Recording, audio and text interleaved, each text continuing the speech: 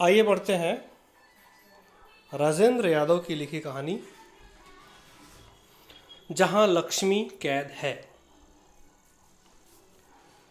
जरा ठहरिए, यह कहानी विष्णु की पत्नी लक्ष्मी के बारे में नहीं, लक्ष्मी नाम की एक ऐसी लड़की के बारे में है जो अपनी कैद से छूटना चाहती है। इन दो नामों में ऐसा भ्रम होना स्वाभाविक है जैसा कि कुछ क्षण पहले गोविंद को हो गया था। एकदम घबराकर जब गोविंद की आंखें खुली तो वह पसीने से तर था और उसका दिल इतने जोर से धड़क रहा था कि उसे लगा कहीं अचानक उसकी धड़कन बंद न हो जाए। अंधेरे में उसने 5-6 बार पलकें झपकाई। पहली बार तो उसकी समझ में न आया कि कहाँ है, कैसा है। एकदम दिशा और स्थान का ज्ञान उसे भूल गया। पास के हाल की एक घड़ी ने 1 का घंटा बजाया तो उसकी समझ में आया कि वह घड़ी कहाँ है और वह स्वयं कहाँ है और घंटा कहाँ बज रहा है। फिर धीरे धीरे उसे ध्यान आया। उसने जोर से अपने गले का पसीना पोंछा और उसे लगा उसे दिमाग में फिर वही खट खट गूंज उठी जो भी गूंज रही थी। पता नहीं सपने में या सचमुच ही अचानक गोविंद को ऐसा लगा था जैसे किसी ने किवाड़ पर 3-4 बार खट खट की हो और गिड़गिड़ा कर कहा हो, मुझे निकालो, मुझे निकालो। और वह आवाज़ कुछ ऐसे ही रहस्यमय ढंग से आकर उसकी चेतना को कूचने लगी कि वह बौखला कर जाग उठा। सचमुच ही यह किसी की आवाज़ थी या महज उसका भ्रम। फिर उसे धीरे धीरे याद आया कि यह भ्रम ही था और वह लक्ष्मी के बारे में सोचता हुआ ऐसा अभिभूत सोया था कि वह स्वप्न में भी छाई रही। लेकिन वास्तव में यह आवाज़ कैसी विचित्र थी, कैसी साफ थी। उसने कई बार सुना था कि अमुक स्त्री या पुरुष से स्वप्न में आकर कोई कहता, मुझे निकालो, मुझे निकालो। फिर धीरे धीरे स्थान की बात भी बताने लगता और वहाँ खुदवाने या कड़ाहे या हांडी में भरे सोने चांदी के सिक्के या माया उसे मिलती और वह देखते देखते मालामाल हो जाता। कभी कभी ऐसा भी हुआ कि किसी अनधिकार आदमी ने उस द्रव्य को निकलवाना चाहा तो उसमें कौड़ियाँ या कोयले निकले या फिर उसके कोड़ फूट आई या घर में कोई मृत्यु हो गई। कहीं इसी तरह इस धरती के नीचे से उसे कोई लक्ष्मी तो नहीं पुकार रही है। और वह बड़ी देर तक सोचता रहा। उसके दिमाग में फिर लक्ष्मी का किस्सा साकार होने लगा। वह मोहाच्छन्न सा पड़ा रहा। दूर कहीं दूसरे घड़ियाल ने फिर वही 1 घंटा बजाया। गोविंद से अब नहीं रहा गया। रजाई को चारों तरफ से बंद रखे हुए ही बड़े संभाल कर उसने कुहनी तक हाथ निकाला। लेटे ही लेटे अलमारी के खाने से किताब कापियों की बगल से उसने अधजली मोमबत्ती निकाली। वहीं कहीं से खोज कर दिया सलाई निकाली और आधा उठकर, ताकि जाड़े में दूसरा हाथ पूरा न निकालना पड़े, उसने 2-3 बार घिस कर दिया सलाई जलाई। मोमबत्ती रोशन की और पिघले मोम की बूंदें टपक कर उसके दवात के ढक्कन के ऊपर टपका कर उसे दवात के ढक्कन के ऊपर जमा दिया। धीरे धीरे हिलती रोशनी में उसने देख लिया कि किवाड़ पूरे बंद हैं और दरवाजे के सामने वाली दीवार में बनी जाली के रोशनदान के ऊपर दूसरी मंजिल से हल्की हल्की जो रोशनी आती है वह भी बुझ चुकी है। सब कुछ कितना शांत हो चुका है। बिजली का स्विच यद्यप उसके तख्त के ऊपर ही लगा था, लेकिन एक तो जाड़े में रजाई समेत या रजाई छोड़कर खड़े होने का आलस्य, दूसरे लाला रूपाराम का डर सुबह ही कहेगा, गोविंद बाबू बड़ी देर तक पढ़ाई हो रही है आजकल, जिसका सीधा अर्थ होगा कि बड़ी बिजली खर्च करते हो। फिर उसने चुपके से, जैसे कोई उसे देख रहा हो, तकिए के नीचे से रजाई के भीतर ही भीतर हाथ बढ़ाकर वह पत्रिका निकाल ली और गर्दन के पास से हाथ निकालकर उसके 47वें पन्ने की 20वीं बार को 20वीं बार खोलकर बड़ी देर तक घूरता रहा। 1 बजे की पठानकोट एक्सप्रेस जब दहाड़ती हुई गुजर गई तो सहसा उसे होश आया। 47 और 48 जो पन्ने उसके सामने खुले थे, उसमें जगह जगह नीली स्याही की कुछ पंक्तियों के नीचे लाइनें लिखी गई थी। यही नहीं, उस पन्ने का कोना मोड़कर उन्हीं लाइनों की तरफ विशेष रूप से ध्यान खींचा गया था। अब तक गोविंद उन या उनके आसपास की लाइनों को 20 बार से अधिक घूर चुका था। उसने संकित निगाह से इधर उधर देखा और फिर एक बार उन पंक्तियों को पढ़ा।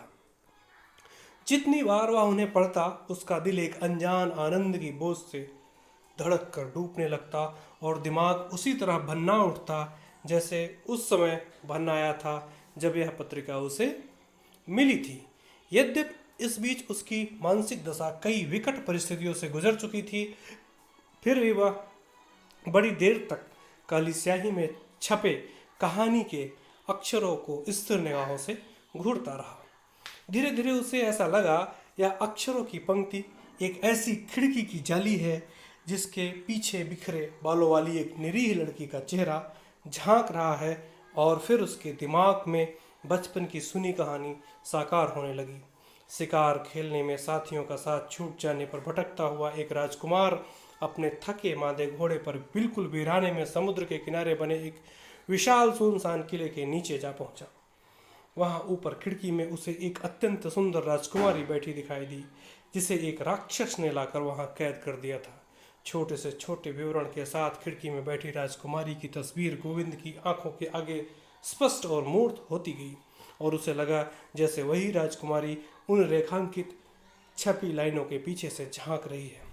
उसके गालों पर आंसुओं की लकीरें सूख गई हैं, उसके होठ पपड़ा गए हैं, चेहरा मुरझा गया है और रेशमी बाल मकड़ी के जाल जैसे लगते हैं। जैसे उसके पूरे शरीर से एक आवाज़ निकलती है, मुझे छुड़ाओ, मुझे छुड़ाओ। गोविंद के मन में उस अनजान राजकुमारी को छुड़ाने के लिए जैसे रह रहकर कोई कुरेदने लगा। एक आध बार तो उसकी बड़ी प्रबल इच्छा हुई कि अपने भीतर रह रहकर कुछ करने की उत्तेजना को वह अपने तख्त और कोठरी के दीवार के बीच में बची 2 फीट की चौड़ी गली में घुसा घुसा कर दूर कर दे। तो क्या सचमुच लक्ष्मी ने यह सब उसी के लिए लिखा है? लेकिन उसने तो लक्ष्मी को देखा तक नहीं। अगर अपनी कल्पना में किसी जवान लड़की का चेहरा लाए तो भी वह आखिर कैसी हो? कुछ और भी बातें थी कि वह लक्ष्मी के रूप में एक सुंदर लड़की के चेहरे की कल्पना करते डरता था। उसकी ठीक शक्ल सूरत उम्र भी नहीं मालूम उसे। गोविंद यह अच्छी तरह जानता था कि यह सब उसी के लिए लिखा गया है। ये लाइनें खींचकर उसी का ध्यान आकृष्ट किया गया है। फिर भी वह इस अप्रत्याशित बात पर विश्वास नहीं कर पाता था। वह अपने को इस लायक भी नहीं समझता था कि कोई लड़की इस तरह उसे संकेत करेगी। यूँ शहरों के बारे में उसने बहुत कुछ सुन रखा था, लेकिन यह सोचा भी नहीं था कि गांव में इंटरव्यू पास करके शहर आने के 1 हफ्ते में ही उसके सामने एक सौभाग्यपूर्ण बात आ जाएगी। वह जब इन पंक्तियों को पढ़ता तब उसका सिर इस तरह से चकराने लगता जैसे किसी 10 मंजिले मकान से नीचे झांक रहा हो। जब उसने पहले ये पंक्ति देखी तो इस तरह उछल पड़ा था जैसे हाथ में अंगारा आ गया हो। बात यह हुई कि वह चक्की वाले हॉल में ईंटों के तख्त जैसे बने चबूतरे पर बड़ी पुरानी काठ की संदूकची के ऊपर लंबा पतला रजिस्टर खोले दिन भर का हिसाब लगा रहा था। तभी लाला रूपाराम का सबसे छोटा 9-10 साल का लड़का राम स्वरूप उसके सामने आ खड़ा हुआ। यह लड़का एक फटे पुराने से चैप्टर की जो साफ ही किसी बड़े भाई के चेस्टर यह लड़का एक फटे पुराने से चेस्टर की जो साफ ही किसी बड़े भाई के चेस्टर को काट कर बनाया गया होगा, जेबों में दोनों हाथों को ठूसे पास खड़ा होकर उसे देखने लगा। गोविंद जब पहले ही दिन आया था और हिसाब कर रहा था तभी यह लड़का भी आकर खड़ा हुआ था। उस दिन लाला रूपाराम भी थे, इसलिए सिर्फ यह दिखाने को कि वह उनके सुपुत्र में भी काफ़ी रुचि रखता है, उससे नियमानुसार नाम, उम्र, स्कूल, क्लास इत्यादि पूछे थे। नाम रामस्वरूप, उम्र 9 साल, चुंगी प्राइमरी स्कूल के 4थे क्लास में पढ़ता था। फिर तो सुबह शाम गोविंद उसे चेस्टर की छाया से ही जानने लगा। शक्ल देखने की जरूरत ही नहीं होती। चेस्टर के नीचे नेकर पहनने के कारण उसकी पतली टांगें खुली रहती और वह पाँव में बड़े पुराने किरमिच के जूते पहने रहता, जिनकी फटी निकली जीभों को देखकर उसे हमेशा दुम कटे कुत्ते की पूंछ का भान हुआ था। थोड़ी देर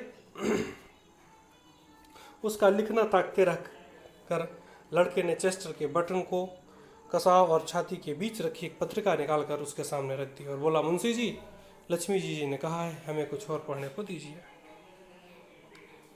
कल दे देंगे, मन ही मन भन्ना कर उसने कहा।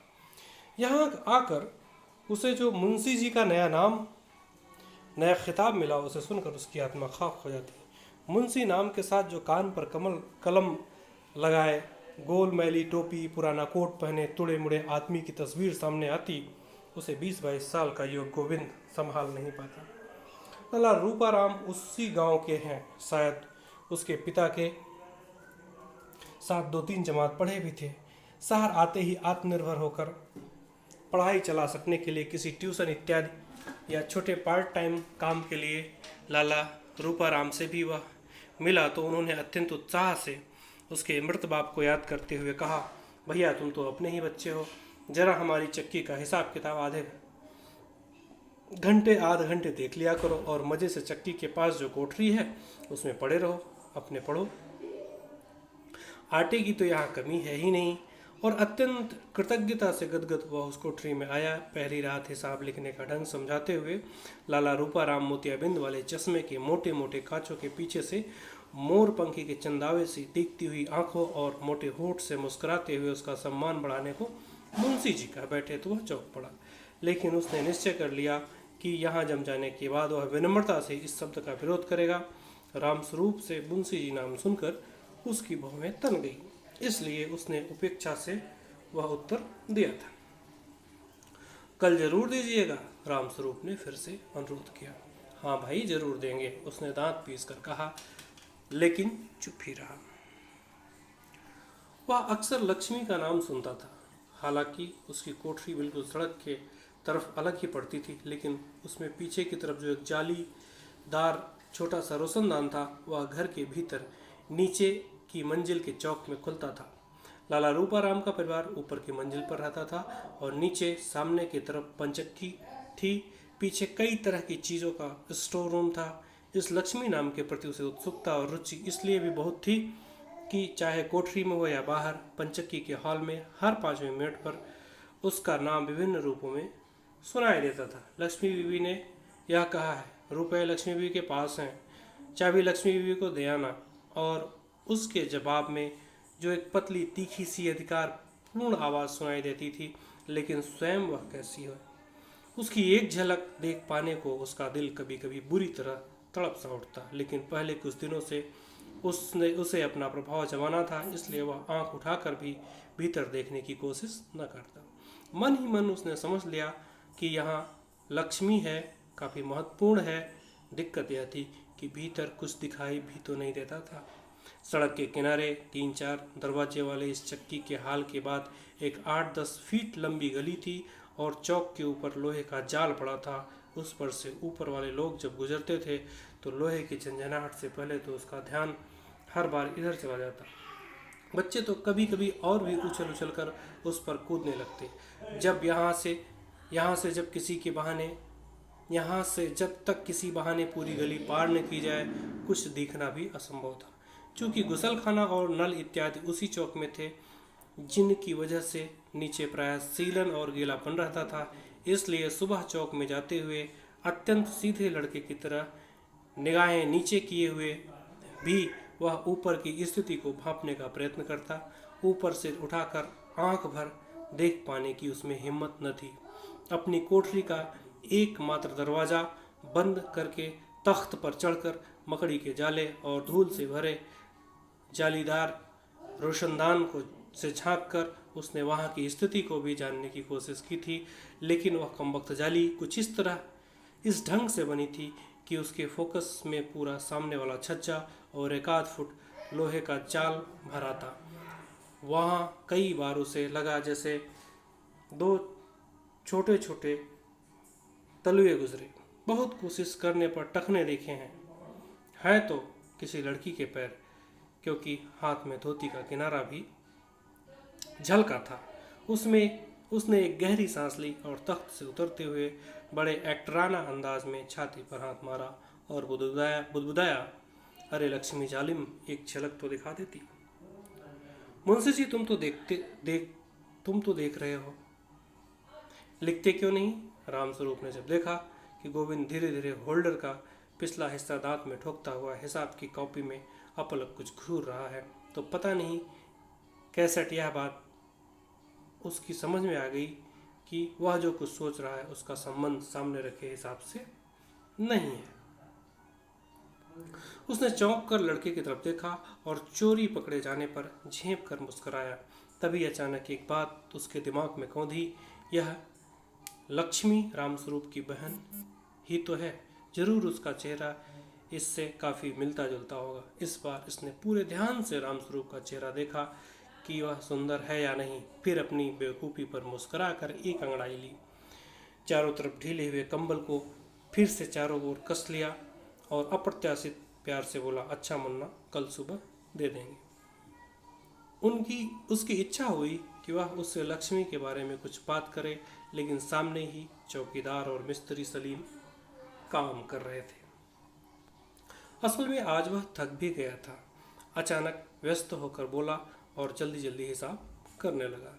दुनिया भर की सिफारिशों के बाद उसका नाम कॉलेज के नोटिस बोर्ड पर आ गया कि वह ले लिए गए लड़कों में से है। आते समय कुछ किताब और कॉपियाँ भी खरीद लाया था, सो आज वह चाहता था जल्दी से जल्दी अपनी कोठरी में लेटे और कुछ आगे पीछे की बातें, दुनिया भर की बातें सोचता हुआ सो गया। सोचे, लक्ष्मी कौन है, कैसी है, वह उसके बारे में किससे पूछे? कौन उसका हम उम्र और विश्वास का आदमी भी तो नहीं, कोई उसका हम उम्र और विश्वास का आदमी भी तो नहीं। किसी से पूछे और रूपा राम को पता चल जाए तो, लेकिन अभी तीसरा ही तो दिन है। मन ही मन अपने पास रखी पत्रिकाओं और कहानियों की पुस्तकों की गिनती करते हुए वह सोचने लगा कि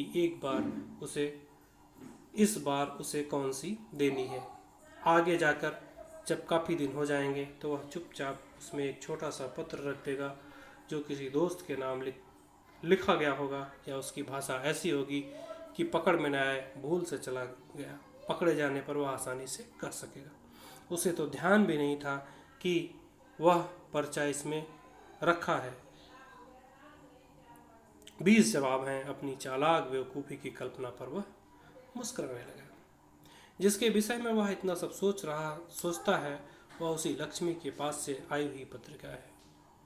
उसने उसे अपने कोमल हाथों से छुआ होगा, तकिए के नीचे सिराने पर भी यह रही होगी। लेट कर पढ़ते हुए तो हो सकता है सोचते सोचते छाती पर रखकर सो गई हो। लेट कर उसका तन मन गुदगुदा उठा। क्या लक्ष्मी उसके बारे में बिल्कुल ही न सोचती होगी? हिसाब लिखने की व्यस्तता में भी उसने गर्दन मोड़कर एक हाथ से पत्रिका के पन्ने पलटने शुरू कर दिए और एक कोना मुड़े पन्ने पर अचानक उसका हाथ ठिठक गया। यह किसने मोड़ा है? 1 मिनट में हजारों बातें उसके दिमाग में चक्कर लगा दी। उसने पत्रिका उठाकर हिसाब की कॉपी पर रख ली और मुड़ा हुआ पन्ना पूरा खुला था। छपे पन्ने पर जगह जगह नीली स्याही के निशान देखकर वह चौंक पड़ा। ये किसने लगाए? उसे खूब अच्छी तरह से ध्यान है, ये पहले नहीं थे। मैं तुम्हें प्राणों से अधिक प्यार करती हूँ, उसने एक नीले लाइन के ऊपर पढ़ा। यह क्या चक्कर है? वह एकदम से बौखला उठा। उसने फौरन ही सामने बैठे मिस्त्री सलीम और दिलावर सिंह को देखा। वे अपने ही काम में व्यस्त थे। उनकी निगाह अपने आप दूसरे लाइन पर फिसर गई। तुम यहाँ से भगा ले चलो। अरे, तीसरी लाइन, मैं फांसी लगाकर मर जाऊंगी। और गोविंद इतना घबरा गया कि उसने फट से पत्रिका बंद कर दी। शंका से इधर उधर देखा, किसी ने ताड़ तो नहीं लिया। उसके माथे पर पसीना ऊपर आया और दिल चक्की के मोटर की तरह चलने लगा। पत्रिका ने उन पन्नों के बीच में ही उंगली रखे हुए उसने उसे घुटने के नीचे छिपा लिया। कहीं दूर से रंग बिरंगी कवर की तस्वीर को देखकर या कमबख्त चौकीदार ही न मांग बैठे। उन पंक्ति को एक बार फिर देखने की दुर्निवार इच्छा उसके मन में हो रही थी, लेकिन जैसे हिम्मत न पड़ती थी। क्या सचमुच ये निशान लक्ष्मी ने ही लगाए हैं? कहीं किसी ने मजाक तो नहीं किया है? लेकिन मजाक उससे कौन करेगा, क्यों करेगा? ऐसा कोई उसका परिचित भी तो नहीं है यहाँ की 3 दिन में ऐसी हिम्मत कर डाले। उसने फिर पत्रिका निकालकर पूरी तरह उलट पलट डाली। नहीं, निशान वही लगे हैं। बस उन 3 लाइनों को फिर एक बार पढ़ा और उसे ऐसा लगा जैसे उसके दिमाग में हवाई जहाज भन्ना उठा हो। गोविंद का दिमाग चकरा रहा था, दिल धड़क रहा था और जो हिसाब वह लिख रहा था वह तो जैसे एकदम भूल गया। उसने कलम के पिछले हिस्से से कान के ऊपर खुजाया, खूब आग गड़ा कर जमा और खर्च के खानों को देखने की कोशिश की, लेकिन बस नस नस में सन सन करती कोई चीज़ दौड़े जा रही थी। उसे लगा उसका दिल फट जाएगा और आतिशबाज के अनार की तरह दिमाग फट पड़ेगा। अब वह किससे पूछे ये निशान किसने लगाए हैं? क्या सचमुच लक्ष्मी ने? शेष हिस्सा आगे।